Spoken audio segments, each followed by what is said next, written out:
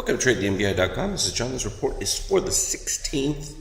So we're still in our lovely consolidation that we've been talking about, elevated shakeout levels, which can maintain themselves for some period of time.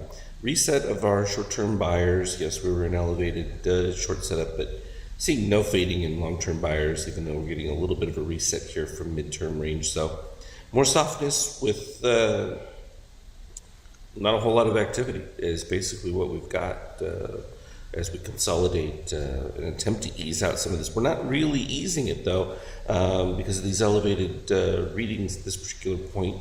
So we're just kind of plugging along, and it's exactly the model that we talked about from the early 90s, sort of repeating itself. Everyone thinks it's so unusual and valuations, blah, blah, blah, blah. But as we've talked about, it would appear that the market is projecting much better economic growth than everybody else seems to be saying, as well as the fact that they're also suggesting there's going to be inflation built into this generic move, because that's where these valuations are rising from, a devaluation of the dollar. So I don't know why that's such a hard concept for some people, and it just seems you hear this echo chamber of, oh, everything's too pricey. Well, talk to us in 5 years. If you start to see inflation move, you'd be like, wow, that was a cheap time.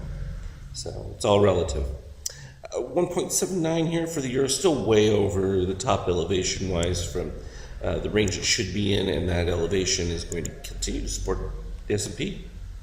No question about that.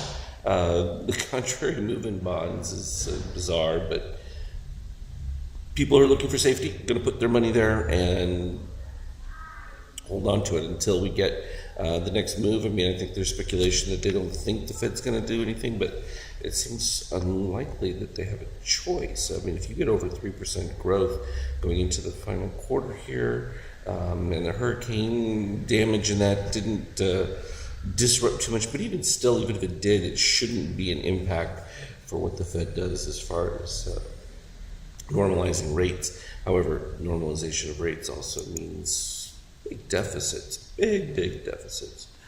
U.S.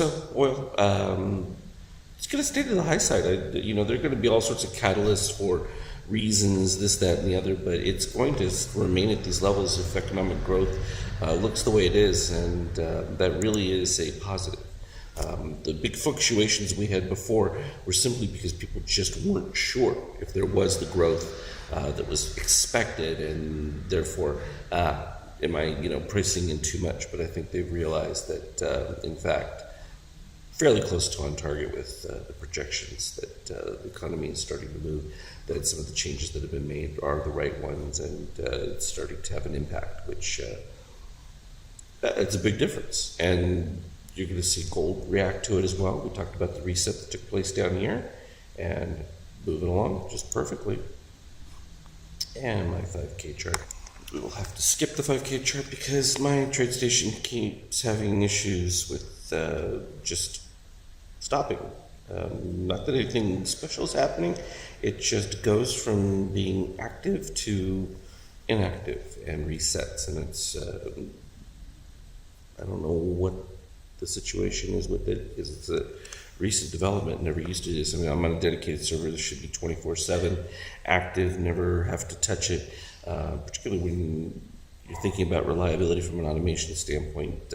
It's disconcerting, because as soon as, even if you went off for just a brief moment and back on, that would completely eliminate the automation and throw it off. So it's a problem. So it's something that has to be addressed. But it's not going to change what we're looking at from a market standpoint at this particular time. A little bit more of the same until it breaks, so we're just to keep following the charts and going with what is, because the minute you don't do it is when there's going to be the significant move, because that's always how it works. They're looking to lull everyone, and then you make your move. So we just have to follow the readings and stick with it. As always, though, trade well. We'll talk again on Skype chat.